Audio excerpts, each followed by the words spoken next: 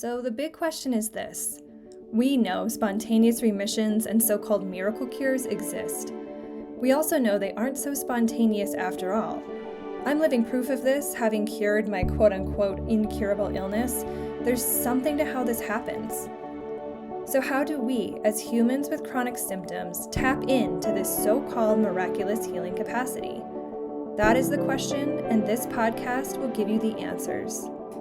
My name is Dr. Erin Hayford, and welcome to the Sacred Illness Podcast. Before we begin today's episode, just my standard medical disclaimer. This podcast is intended for educational and informational purposes only. The content should not be considered a substitute for professional medical advice, diagnosis, or treatment. Always consult with a qualified healthcare professional regarding any medical concerns. Hey everyone, Dr. Erin here. As a quick intro to this podcast episode, this was a group coaching call that was recorded for the Sacred Illness Group Coaching Program. And we decided to include it in the podcast because it contains some really helpful information about this topic referred to as integrating. Get into the details of what that means in the episode, but just to quickly introduce it, essentially integrating is this opportunity to pause in the midst of doing a lot of healing work where you're peeling back a lot of layers, you're having a lot of insights and aha moments and breakthroughs. And there's this really normal impulse for us to keep going when the momentum starts to pick up and we start to really see these changes starting to happen. We want to just keep going and keep going and keep going. It's like more is better, right? Is kind of the mentality. But what this episode really introduces and welcomes you to explore is this idea of actually pausing. When you get to this place of having these really big breakthroughs come through, having these really big changes start to take place, this is actually a really great place to pause and integrate what you have learned in order for you to really fully embody these changes before chugging forward to the next layer, the next aha moment, the next thing. We'll talk about why in the podcast today, but again, this was recorded for the Sacred Illness Group Coaching Program, so you might hear some reference to the blueprint or the forum or things like that. Those all just refer to elements that are available within the group coaching program. So with that, enjoy this episode. You and I were talking, and I've been thinking about this idea, and I think there's some questions even in the forums about this, about like constantly like this kind of push-pull between like how much work do I do, how often should I engage in it, et cetera, et cetera. And I think it's kind of a nuanced thing. There can be this, especially when it's like a course like I've laid out, like there can be this feeling of like just getting through the material and learning the things. But there's this really important need for integration, which is especially when you have maybe a breakthrough or an aha moment or a big layer comes up that you're working with, there's this need to stop at that point, right? And I think that's where having a class would be helpful to discuss the different, and we can talk about it if you have ideas on it too, but discuss the different ways in which we have to, where might be these good places to install a pause, like what kinds of things might come up, what it might look like. But essentially when we have a change, like if we have a realization, we realize a pattern, we get through like an onion layer, we realize a story we've been carrying or whatever it might be, and we start to reprogram it, it's almost like we're stepping into a new way of being. So again, with those onion layers, the outermost layer is like how I'm showing up right now, how you're showing up right now. That's the outermost layer. That's the one that we're showing to the world. It's it's our personality. And when we work through a layer, it's like you peel an onion back and it's a new layer is showing.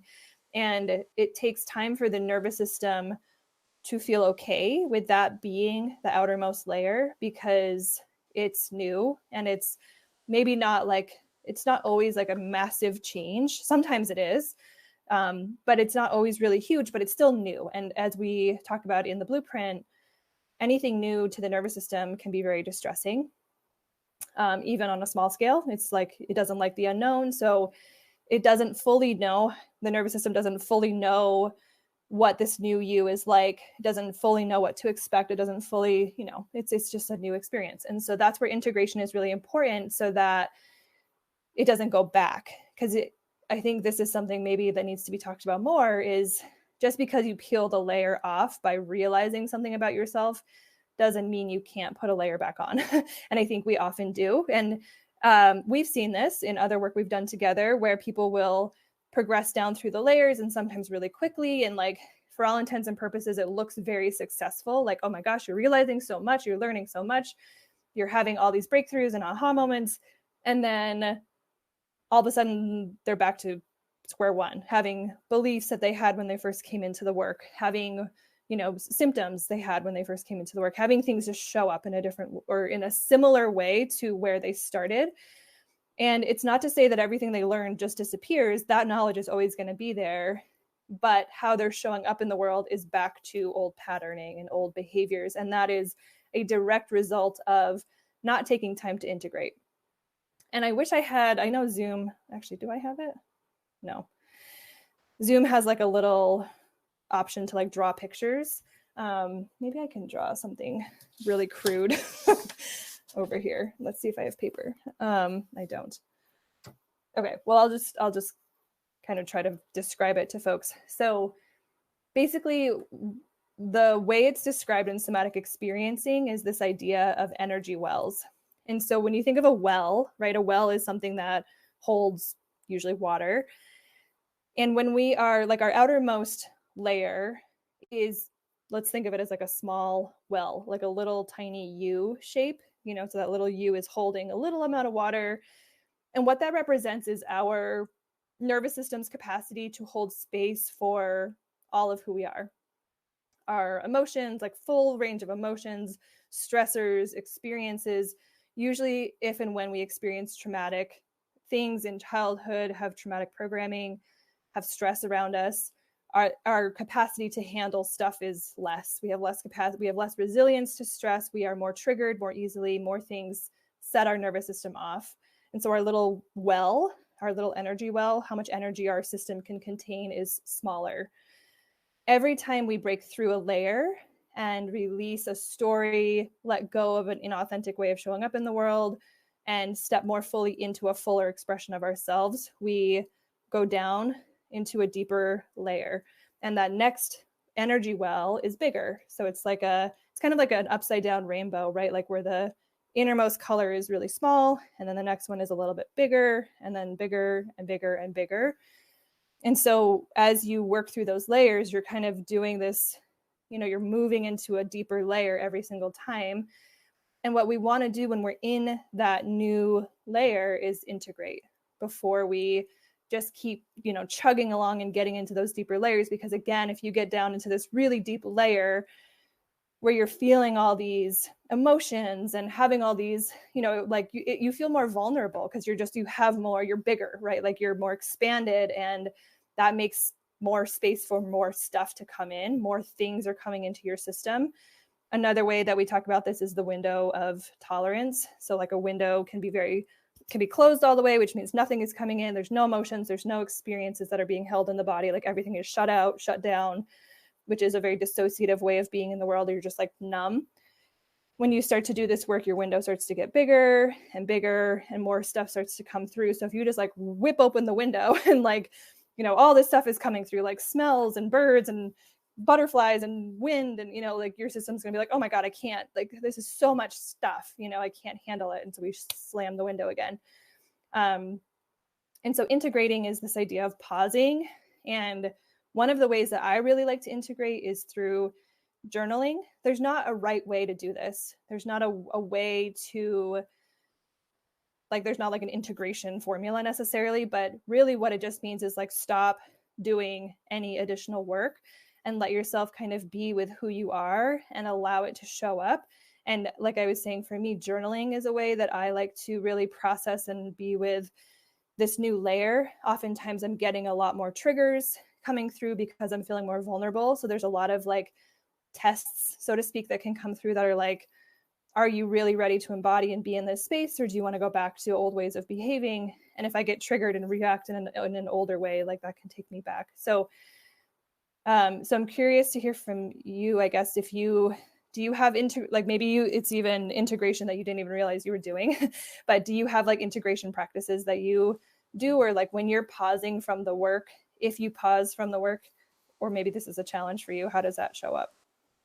It is a challenge for me. I also have just recently realized why it is a challenge for me and how my response to trauma is to not be in my body so I can learn all the stuff, and then as soon as my window of tolerance opens, or as soon as I have a bigger well, I'm like, go back to that numb sort of feeling. Like, it's hard for me to transition between the two. And so I actually think that I do have integration practices. I just didn't realize that that's what they were. And I think by not doing them in that intentional, mindful way, that my symptoms, I can use my symptoms as an excuse not to do it, I guess is a good way to put it.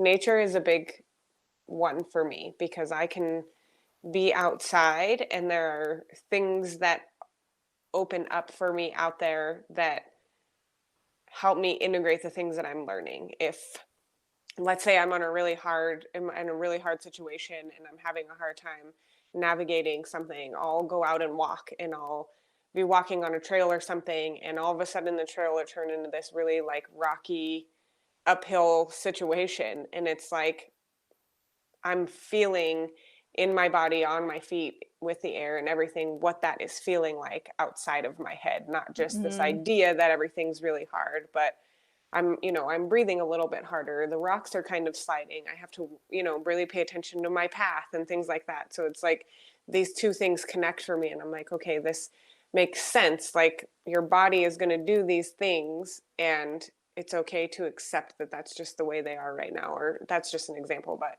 something like that will happen. And I try to journal. For some reason, I have a hard time with that. I haven't figured out what the consistency piece of that for me is, but I do have a journal, and I do journal when I can sit down and journal. If I take it with me out in nature, I do better than if I try to have like a consistent practice at home.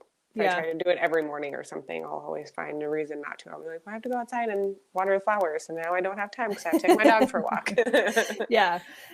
I think that's interesting too, because I've seen that in myself in integration periods, that I can be avoidant. It's because it's almost like you do all this like heavy work for a while, and then you expand, you get into a deeper energy well, you move into this different layer, and then it's almost like, oh, I'm exhausted, I don't want to do anything, and so and which is, I think, okay also to some extent, but I think it's important to be mindful of, like, am I being avoidant of journaling, for example, or like things that might help me kind of feel into this new layer because it's a new layer and it's scary, and like I kind of don't want to face what's there, or do I just truly need a break, and I think that can be really hard to distinguish. But I really like the nature, like that's true for me too, is like going outside as a expanding, integrating modality, so to speak, not to like make everything medicalized, like going outside is going outside. But I think for me, one of the things that I find with nature as well is that it helps me feel almost less vulnerable, because nature is so big, like there's such an expansiveness to nature. So even though I'm feeling more expanded, and not always in a good way, like it's more vulnerable, like I said, there's like more space, there's more capacity, there's more awareness, like that can feel really scary. Going out in nature, it's like a perspective, like, okay, yeah, I feel bigger, but like, look at this world around me, like I'm still just one little being, and it's okay for me to take up more space. There's actually a lot of space for me to take up, and so it can make you feel safer in your system, that you can keep expanding, and you're not taking up too much room, you're not pulling too much attention in, because there's just literally like endless space to occupy.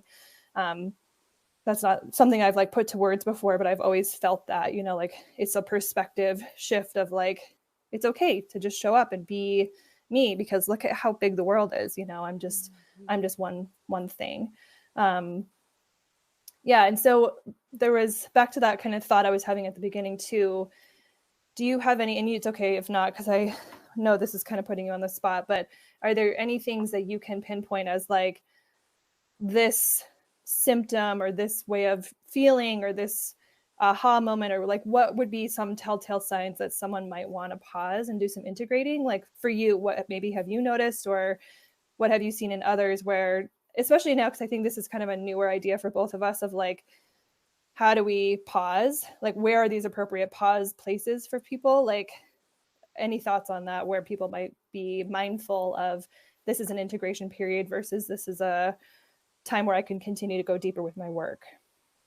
I think anytime really big emotions come up is an Mm. important time to pause. I think that we can often bypass those. I think if you're doing this work and you are going through symptoms, there's probably been a lot of times where you've already bypassed your emotions based off of your how you grew up in childhood. And so it's always an opportunity to then integrate in a space where you can use those things that you're learning. I mean, a lot of that integration is based off of what we went through in childhood. So if something comes up and a really big emotion comes up, I mean, sadness is a really big one for me.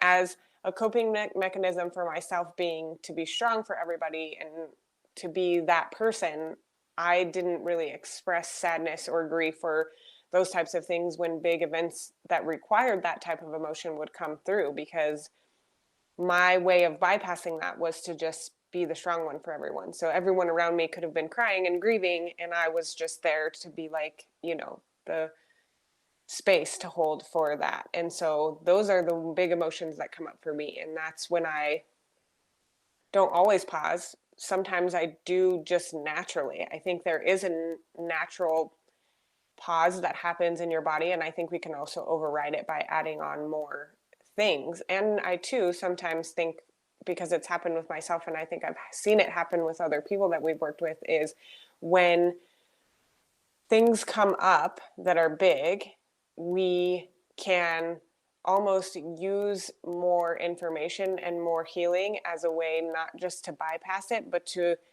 almost say that what we're doing isn't enough. All Yeah. of these things are coming up, new symptoms, new emotions, or whatever it comes up for us, and we're saying, okay, I'm not doing enough, and we start adding on more of this work, or we try to find somebody else that's doing something, different, or just whatever. We're constantly searching for the enoughness. And so I think that that's an opportunity to pause and look at those things and just be with them. And I think naturally you will know. If you can stop for a minute and decide if that is something that you need to sit with, you'll know if it's something that you're ready to sit with, or if you just need a break and you just Mm-hmm. need a break from the work. Because sometimes that's too, like you said, when big things come up, sometimes we just need a little bit of a break. And I think this work is getting us back to that natural, intuitive way of being that was suppressed based off of the things that we went through.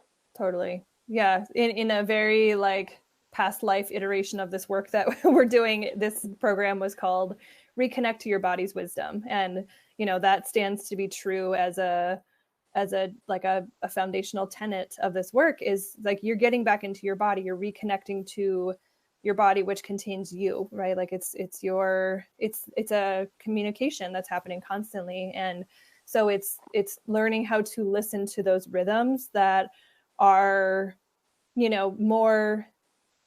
more you than what your mind would ever tell you, because our mind is the programming that's saying you're only going to succeed if you get it all done in this much time, or like you're not doing anything, so you're not getting anywhere, you're failing, or whatever those stories are, right? So many of us have that like go go go energy, and success looks like this, and if I'm not doing this, then it means this.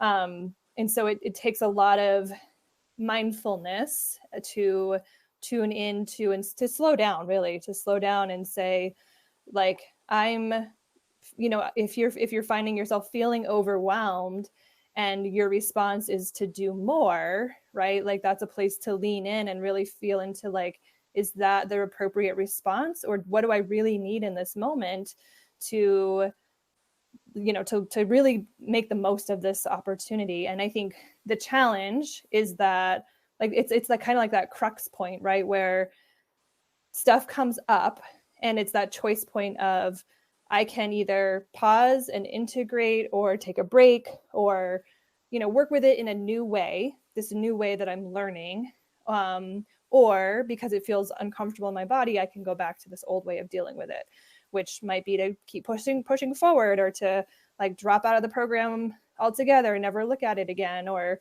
to like start a fight, or, you know, to react to the emotion in a certain way. Like that's, I think maybe that's a way to think of it too, is that choice point of like, when you're feeling like you're up against a comfort zone edge of, I can, you know, I have a choice to behave in this old way, or I can go back to the old pattern, or I can choose a new path. And again, it takes mindfulness to ascertain like where, you know, when you're at that point. But I think something you said that's really important is essentially it's individual, right? Like, and that's where you really have to tune into your body. And it's almost why I'm a little hesitant to be like prescriptive about it. Like, when this happens, do this, you know, because that doesn't exist, right? It's about feeling into your body and deciding when you need to take a break, or you know, kind of do the work in a different way, which I think that's basically integration, is like, you're not completely stepping away from it. You're just not like charging ahead with modules and journaling and, you know, like moving into the next lesson. You're sitting with the current lesson that's coming up. And yeah, I think this is where I don't do a lot of, or I shouldn't say I don't teach a lot of like somatic body exercises, but those are, or not exercises, but what's the right word for it? Practices, I guess. But that's where these things could be helpful too. Like, really, I think integration is about coming into your body, like living in your new body. So whatever can get you into your body in a more embodied way is integration, right? So that's where, again, if we are just powering ahead, that's more of a mind endeavor of like, I'm just going to keep learning and reading and whatever. So I think it's kind of this interplay of like, when we're doing the work, when we're learning and peeling back layers, it's a mind endeavor. When we're integrating, it's a body endeavor. Maybe that's a way to think of it. And so going outside obviously is a very physical way of being in your body, being in nature, having a more embodied experience. Journaling can help because it's bringing up like that more like, what's happening inside of me? What am I feeling? What am I noticing? How am I changing? And again, there's body-based, you know, kind of exercises or modalities or whatever that you can do to bring yourself into your body. Yoga is a great one, if it's not just like a workout-based yoga, but like an actual, like, you know, feeling into your body. Do you do any of that kind of stuff, like physical, I don't know, any of that, or, you know, is nature your big embodied practice, so to speak? Nature is pretty much my practice right now. I'm slowly integrating other things into it. I started making sure that I walk every single day, and I walk in an intentional way, not just walking, staying in my head, but one of the ways that I can stay sort of in my body is to always try to find something different on my walk. So if I do the same walk every day, is there something, I mean, I live in the desert, so there's always something weird and different to see. And so if I can see something like that during my walk, which I'll make my walk longer just to focus more on that, because it helps me to not think about all of the things that I have to do, or all of the work in this space that I've done, and how much more work I have to do, or, you know, things like that. Or sometimes I'll focus on just a symptom, like if my hip hurts while I'm walking, I'll just focus on that and try to find solutions to why it's happening, and which we know is, you know, just a fight or flight response. So Yeah. I think right now that those two things, being in nature and walking, yoga was for a while. But I realized what I was doing with it was, I was, instead of using it intentionally, I would use it almost militantly, in a way that if I didn't do it, then X, Y, and Z was going to happen. Yeah. And then of course, X, Y, and Z always happened if I didn't do it. And so Yep. it was, you know, so I want to put that back into my just daily life.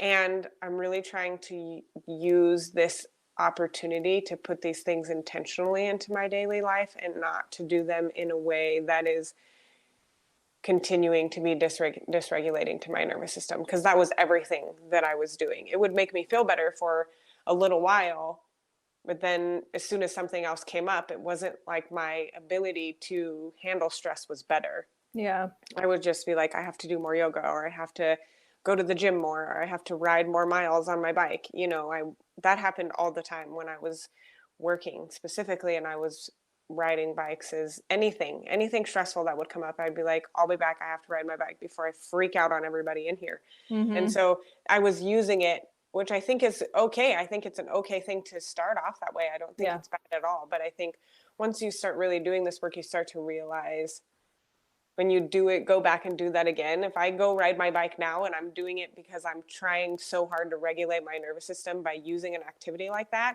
I feel so much different afterwards. I'm more Yeah. tired and I get tired more quickly and things like that. And then I get discouraged. So there's just so many more elements to it as I've been doing this work that I'm like, I want to integrate everything slowly and I want to make sure that I'm doing it intentionally and mindfully in a way that actually works for me and my body.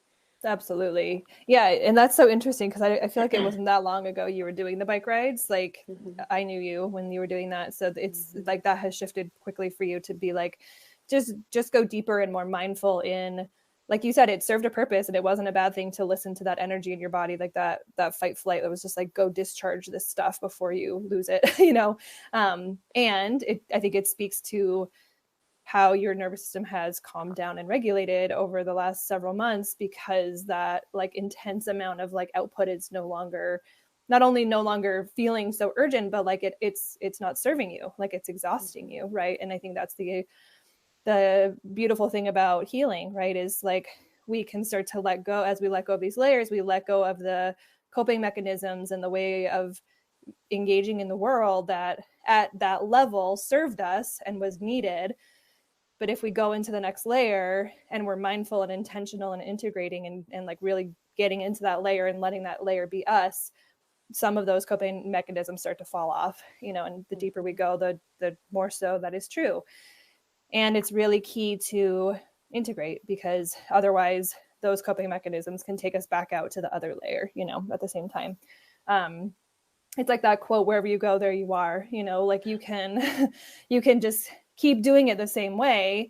But, you know, that's also the definition of insanity, right? If we keep coping with new things in the old way, we're not going to get new results. So again, we can intellectually understand something and see something and know kind of cause and effect, but unless we are like in relationship with it differently and working with it differently and embodying it differently, we're not going to have that like physical full body, you know, change that we're seeking, which is healing.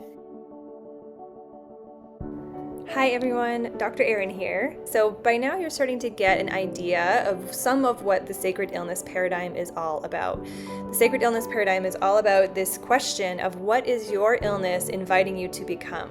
What is it that lies within each of us that allows some of us to acquire so-called spontaneous healing or remissions? And what is the key to unlocking that innate self-healing capacity in each and every one of us? The Sacred Illness Blueprint is something that I developed as a guide to help you walk through this process step by step to learn how to move deeper and deeper within yourself to find these layers of dysregulation, of trauma, of limiting beliefs, of things that you're holding within your system that are keeping you small, stuck, and sick. Ultimately, if we ignore the mind-body connection and are not exploring the ways in which our nervous system continues to be dysregulated or in a chronic state of activation and stress, any healing modality that we put into our body from the outside in is going to be less effective, if not effective at all. So if you are currently feeling stuck, lost, confused, or disillusioned in your healing journey, feeling like you have tried so many things, you have tried so many modalities, you have worked with so many providers, and you're just not seeing the results you want, know that this is normal, and of course you're not, because this foundational mind-body connection is often, if not always, missed in all of these modalities. And just like we can't build a house on top of sand, our healing cannot grow and blossom and be strong and successful if the foundation is not laid first. So rather than doing something different but similar to everything you have tried before and expecting different results, I encourage you to consider doing something different altogether. This is where I invite you to explore the Sacred Illness Group Coaching Program. This is a low-cost monthly membership option that I have created. It's constantly open, constantly enrolling, where you can begin to explore this completely different way of engaging in your health, in your body, in your illness, and in your healing process. What is provided inside this group coaching program is the blueprint that lays the foundation and lays the path out for you to follow to begin to explore these deeper aspects of health, to truly get at the root of what is causing your illness, and from there allowing all other modalities to blossom so that you can actually start to see the changes and the healing take place in your body that you have been expecting and wanting all along. If you're ready and want to learn more, head on over to aurorasomatic.com, and at the top of the screen, click on Group Coaching, where you can read all about it and become a member today.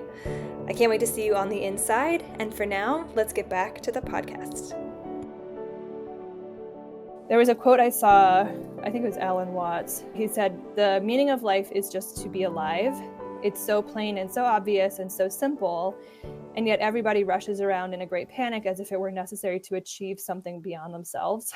And I feel like that is so, that's so us. I don't know if it's strictly American or Western world or whatever, but it is such a thing to just keep going, just feeling like, okay, I got here, now I have to go here, now I have to go here. It's like we're never satisfied to just be. And I think that is why integrating is so uncomfortable, because it's this invitation to literally just exist, to say okay, you're in this new space, live there, be there, embody it, be that person, let it be your reality and exist in that space. It's something I've become very cognizant of recently too, is we work in the program, and in a lot of the iterations of this work we do, one of the first things we have, I almost said contestants, clients, participants do, it's not a competition, is to write a vision statement. What is the life you want? Who is that person? What does it look like? What does it feel like?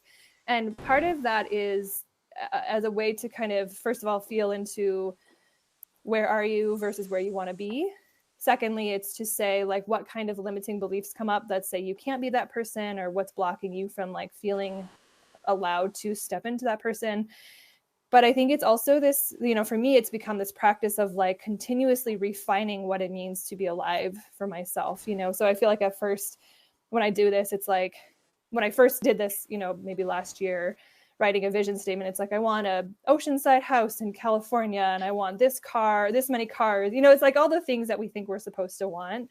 And some people actually genuinely that is their, that's their dream, and that's okay. But for me, it was initially it came from this place of this is what I should want. This is who I should be. It's that celebrity ideal almost of this is what it means to have the American dream. And so that's who I want. That's what I want. And as I have worked on my layers and refined myself, so to speak, over and over, that list has gotten, or that vision has gotten really, really simple. And now it's I want to wake up and take my time and sit with my family at the breakfast table and have a really delicious meal and maybe go for a walk outside. It's these really simplistic ways of showing up in the world. And certainly, where I live matters, and those sorts of things do matter. Having a functional car matters, but at the end of the day, it's not so much what I have, it's more how I'm living my life. And so again, I think it's allowing ourselves to detach from that striving to get to some dangling carrot of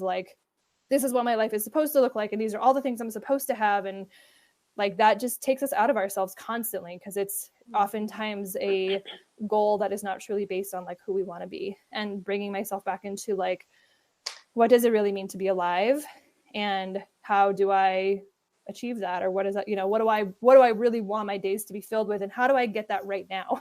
Versus that constant it's out there, it's going to happen once this happens, or I'm trying to get there constantly. It's who is that, and how do I be that person right now, or at least bring in as much of that person right now? Because I feel we can spend our whole lives striving to achieve some goal, we can keep doing the work nonstop, but really, what is the point? Isn't the point to get to a place of existing and being happy? So integrating is not only helping us expand into that new person, it's also helping our nervous system feel what it's like to be mindful and present in the here and now, which is ultimately the point of life, as Alan Watts said so eloquently. I mean, and then we wonder why we're all so exhausted all the time, because we're Yeah. constantly looking outside of ourselves. And, whatever the saying is, we always think the grass is greener on the other side of the fence. And Yep. we don't have any, I mean, we generally do that and we don't actually have any clue why we even care. I Yeah. mean, like, Yeah. we just know that we want that, but we don't really know exactly why. I mean, you kind of hit the nail on the head when you said these were all the things that I felt like I should want and I should need, and these specific cars and a specific kind of house and all of this stuff. And it's like we almost forget to be grateful for what we do have when we're doing that. And so we're always putting ourselves in an exhausted, dysregulated space, because we're always, like you said, striving for something. Yeah. Even in the healing space, we're striving to get rid of this symptom and striving to feel this way so that we can do. Most of the time when people first start this work and you ask them why they want to do it, it's the most arbitrary reasons. It's like, because I want to go back to work, because I Yeah. want to, because I want to have friends. And it's like, how it's almost as though our illness is inconvenient because society is saying that these are things that we want to do. And we are often not honest with ourselves and saying, maybe I actually don't want to do those things in the way that I was doing them before, but for whatever reason, it felt better as your old self. Because I think once you start having symptoms, you're already being asked to be the self that you are always intended to be, without all Mm. the patterns and all of the programs and all of the trauma. And Yeah. so we always want to get back to our old self. That's always such a big thing when people very, very first start this work, is I just want my old life back. Yeah. It's like, well, that's going to be hard, because that's not what we're doing. Yeah, exactly. Yeah, I mean, and that's I think the first paradigm shift, or one of the first paradigm shifts in this work, is the life you currently have is the life in which your illness grew, right? Like the mindset you have right now, the job, maybe the relationships, but there's some combination of external and internal factors that became the perfect, milieu or whatever the word is, like the perfect combination that led to the manifestation of your illness. And it's mostly an internally driven endeavor, but as we know, what is going on inside creates what's happening outside. We call in the relationships and the circumstances that reflect our limiting beliefs of who we are and how we can show up in the world. And so that's such an important point. I'm so glad you mentioned that, because that is like the point, right? Is like, we have to change, not like we are changing ourselves, and in such a way that the external has to change in some way, shape, or form, or else, yeah, like if your goal is just to get back to that toxic job, then, and yeah, because there's this idea of like, I need to, like, I'm not being productive enough because my illness is slowing me down, or I'm not doing enough in my, like, I'm not doing enough chores, I'm not keeping up my end of the deal in my marriage, or I'm not, and obviously there's nuance, like there can be reality to some of that stuff, but I think in the way that we typically think of it, the way we're programmed to think of it, we're trying to get back into this like go machine producing, like we think of health as being functional. The more functional you are, the more capable you are, the more you're making and doing and whatever, the healthier you are, quote unquote. And we're trying to say health is not at all related to how you're showing up in the world and what you're producing. And like, you could, in this work, we're saying the healthiest version of you might be someone who lays in a hammock all day long and like writes blogs from Hawaii or something, like, like you, and like you never like lift a finger, right? Like it's getting into this different mindset of what it really means to be you, and really allowing for that authentic self to kind of guide you, not you having a predetermined vision of like, this is who this person needs to be. And that's why I think that vision statement is interesting, because again, if we're really being mindful about it, like we can see like this was my vision for what I was supposed to be, and like as I go deeper, I'm really seeing that it's quite different, or it's changing quite a bit. My priorities are changing. Yeah, so it's that we talk about a lot, like a grief process, as you're going through this cycle and you're letting these parts of you die off and you're letting these new ones take hold or step forward. It's a releasing, it's a grieving that old life, but celebrating the fact that you're moving into a new one. yeah, so it's not necessarily forcing yourself to get back into the old way. It's making way for the new. I have this handout that I created a long time ago that I just pulled up. And when I create this integration lesson or module or whatever, or class or whatever it's going to be, I will include this. But it's a handout about embodiment and grounding practices. So again, if we are trying to get back into our body, sometimes when we're feeling a lot of that dysregulation, if we're feeling vulnerable or exposed because we're feeling more emotions, we are maybe feeling just more in general, these kinds of practices can be really helpful to just regulate your nervous system in those moments. So they're not necessarily like, this isn't what you would do for like an entire integration period, but they can be utilized in moments of distress. And I think before I go into them, that's one more thing I want to say, is that oftentimes when we expand, so when we move from a smaller energy well into a bigger one, when we have more capacity in our system, very often it feels worse before it feels better. We say that a lot in the healing journey. Things often get worse before they get better. And this is what we mean when your system expands and you're suddenly feeling more emotions and you're having more awareness about yourself. It's uncomfortable. And that is why it is so easy to go back into old habits or behaviors, or to tune out completely. So, that's maybe another sign that it's time for integration, when you're feeling uncomfortable. And so these practices are about helping your nervous system regulate and feel safe, because ultimately that's the name of the game. Help your nervous system feel safe in this new expanded space. We're trying to tell and teach your nervous system, yeah, this is new, and newness, the unknown, is a huge trigger for the nervous system. But consciously we know this is safe. This is why I feel this way. This is what's happening.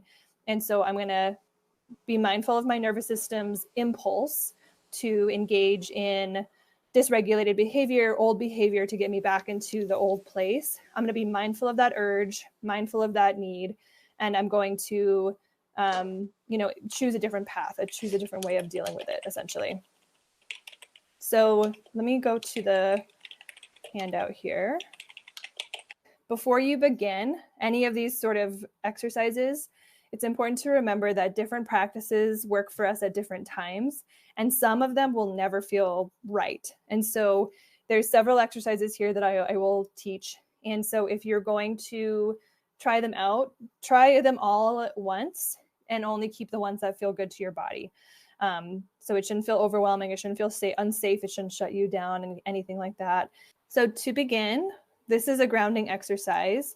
So grounding exercises are important to help us arrive in our bodies in the present moment. So literally grounding, right? Getting in our bodies, getting kind of onto the earth. And so sit in a comfortable position, close your eyes or rest them somewhere neutral, like on the floor. And then look around your space, turning your head up, down, side to side, while also moving your eyes through a full range of motion to take in all of the different things that are around you. So I guess don't close your eyes yet. Do this first. Look around your space, look up, look down, just kind of let your eyes go organically where they want to go.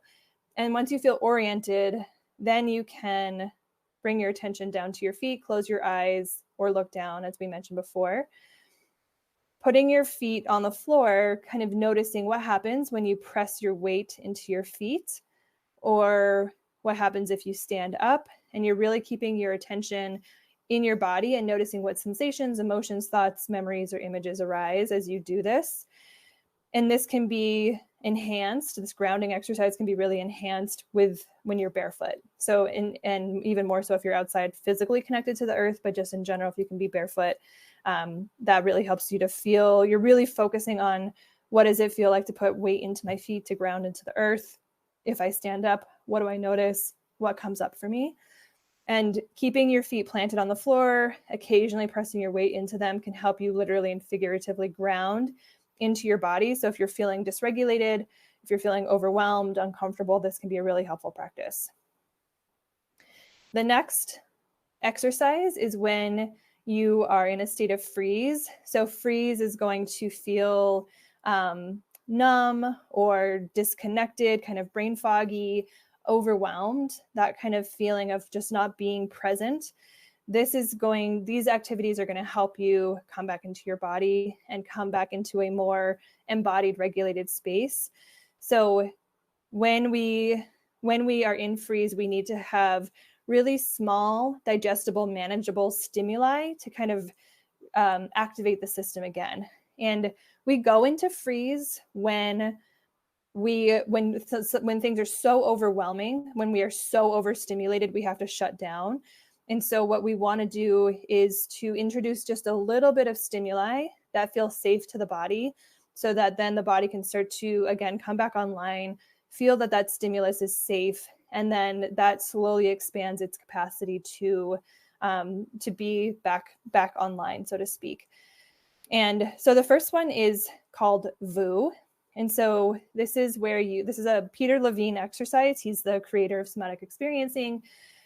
You take a slow, deep inhale through your nose. And when you exhale, you say VU from as deep inside your belly as you can. And you ride it all the way out with your breath until you run out of air naturally. You're not forcing it.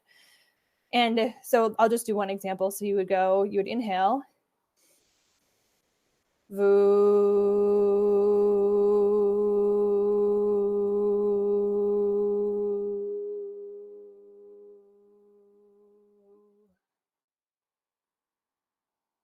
And then you would do it again and again, usually 2 or 3 times until, or more, right? So you're doing it several times in a row, but you're doing it one at a time and then noticing how your body feels afterwards. Already just doing it one time, I feel grounded, but that VU is a vibration. So it's bringing, again, a very gentle stimulus into your body. So when you're in a state of freeze, it can feel really safe. Like, okay, my nervous system can handle a little bit of stimulus and it's helping me feel a little more grounded. It's bringing me out of that numb, dissociated, shut off space. And you can modify it. You can play around with how deep or how high pitched the VU is, how loud you do it, how quietly you do it, how long, how short. So you can play around with what feels good to your body. Similar to the VU, you can do what's called a shh breath. So you're inhaling through your nose and then riding the shh sound out with your breath until you run out of air again, and don't force it. As with the VU, you can play around with how intense the sound is, how loud, how quiet, how short, how long, and doing it again several times in a row, but pausing one at a time. And after each time you do it and noticing how your body feels. Then the butterfly hug, I like this one, which is essentially where you are hugging yourself. So you're putting your left hand on your right shoulder and your right hand on your left shoulder with your arms crossing, and you are doing a tapping. So this is kind of a somatic, an EMDR practice. So you're tapping back and forth on your shoulders, on the front of your shoulders, while you hug yourself. And you can play around with how fast or how slow or how hard or soft you're tapping, playing around with different rhythms, and doing this for about 30 to 60 seconds, kind of feeling into whatever intensity feels right to you, and then checking in with your body and noticing what sensations you're feeling, or noticing if the the freeze is starting to shift. Well, you're noticing with that. And you can increase the intensity just a little bit every time you practice, doing it a little bit harder or a little bit faster to bring a little bit more stimuli to your system. So then the other side, so to speak, of the activation spectrum is fight or flight. So when we're in fight or flight, right, there's a lot of energy in the system. We're feeling either really angry or really like we want to go, go, go. We want to keep moving. So what our nervous system really needs to feel in that moment, and to bring it back to what we've been talking about, like if you are, feeling more emotions, you're feeling more triggered, you're feeling more symptoms, you're just feeling more, that can bring us into a state of fight or flight really easily because there's a lot more stimulus coming into the body. What we need to learn is how to be okay with those uncomfortable thoughts and feelings without acting on them. So freeze is like, I'm already frozen, I'm already shut down. So we're trying to bring a little stimulus back into the system to help it learn how to not shut down completely when there's stimuli. Fight or flight is saying when there's a ton of energy in the system, we need to learn how to sit with it without taking action, knowing that it's okay to be seen, it's okay to feel connected to ourselves, to others, to the world when there's stimuli coming into the system. And when our system starts to feel okay with just being, just existing, as we've been talking about, versus taking action, then we can start to, from there kind of move back into a state of calm, regulation, bringing the nervous system intensity down just a little bit. So the first exercise is a containment hold. So that is similar basically to the butterfly hug, except you're not doing any tapping. You're literally just holding yourself. So you're, again, left hand on right shoulder, right hand on left shoulder. And what you can do is play around with how much pressure you're doing when you hug yourself. So you can hug, squeeze really tight or just kind of loosely hold yourself, but you're really just helping yourself be with that energy and that activation that's in your system. To take it a step further, you can maybe imagine being hugged by someone, or imagine your adult self hugging your younger self, if that feels appropriate. But regardless of how you're modifying this hug, you just, again, as always, notice how it feels in your body to be held. Notice how it feels to be hugged by someone else, or to hug your inner child if you're doing that. But again, never do anything that's too much. Just play around with enough of a challenge that feels okay, but not overwhelming. So, maybe hugging yourself really tight and breathing feels like, okay, this is really hard to do. This is challenging, but I can do it, right? Like that's kind of, we want to find that balance of how can you do it with pushing yourself a little bit, but not to the point where you're like, I'm freaking out and I'm going into a state of freeze because this feels so unsafe. And then another option is something called resourcing. So this is something we do a lot in the meditations that are taught within the blueprint and other classes, but you are essentially thinking of a memory, a place, or an object that feels really safe and nourishing to you. It can be real or imagined. So it's kind of like going to your safe place. And as you hold the image of that thing in your head, you want to take in as much detail of it as you can. What are you seeing? What are you smelling? What are you hearing? What are you touching, etc.? And then over time, you can modify it by seeing what it's like to consider inviting others into this space. Is there resistance to that idea? Are there some people who feel okay to have in that space, but not others? And this might be too challenging, and that's okay. So as I said before, just if it is, just disregard it and, move on to other practices. But you want to tune in as you're doing this, as you're closing your eyes and imagining yourself in this safe space. Again, you're trying to teach your nervous system, be still. Can we just be with this sensation, these sensations in your body without acting? So as you're tuning into the sensory experience of being in this space, notice if there is anywhere in your body that starts to feel grounded and calm and at peace. As you do this exercise, start to bring attention into that grounded part of your body and go into that space specifically. So if you're, imagining this safe space and you're feeling really grounded, let's say like in your chest, let's say there's a calm sensation happening in your chest, bring all of your focus into that part of the body and breathe into that part of your body and hang out there, because that's what's really going to start to calm your nervous system down. It might be really random, like my entire body feels super activated, but my left foot feels okay, or like this part of, the outside part of my pinky or something like that. That's the goal, is when you start to bring this safe memory, place, object into your mind, you start to see it, experience it from a sensory perspective, finding where in your body starts to calm down in response to it. Go into that part of your body, sit with that part of your body, and let that calmness be a balm for the other parts of your body that are more activated. So there's a few more exercises, but I will, again, include all of these into the resourcing class, the integration class that eventually makes its way either into the blueprint or onto the community space at large.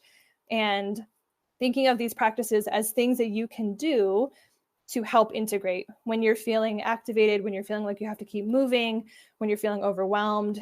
Bringing these practices in can be a way to just get through that more intense moment, and then using things like going outside and grounding, doing journaling, yoga, things that bring you into your body, maybe swimming, whatever feels good to you.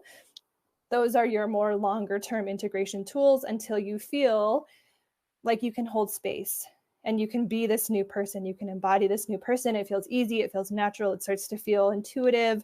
That's when you know you're ready to get back into the work.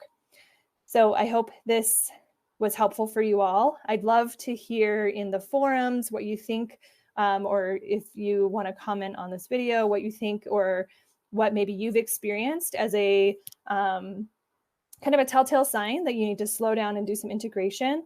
Let us know, because I'd love to hear from you what your experiences are. Thanks so much for tuning in to another episode of the Sacred Illness Podcast. If you find this information shared here inspirational and educational, please share it with those you think would benefit from this work. To take this work deeper yourself, check out our website, www.aurorasomatic.com, where you can explore our coaching, community, and course options. And don't forget to subscribe to this channel where new content is coming out all the time, intended to inspire, awaken, and help you deepen your relationship with yourself, your life, and your world. We'll see you next time.